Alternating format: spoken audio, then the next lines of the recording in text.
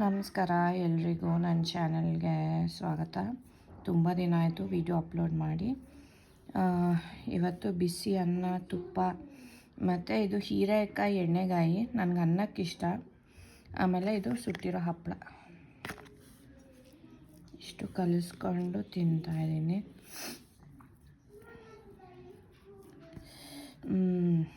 ಸಿಕ್ಕಾಪಟ್ಟೆ ಬಿಸಿ ಇದೆ.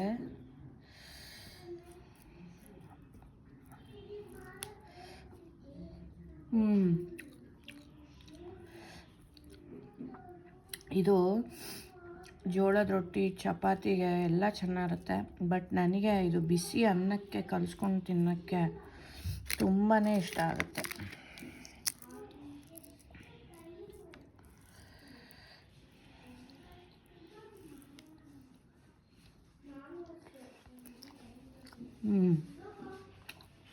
Super.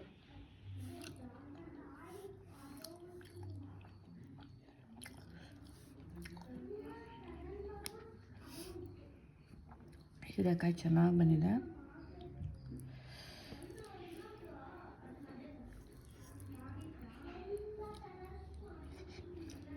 Yummy.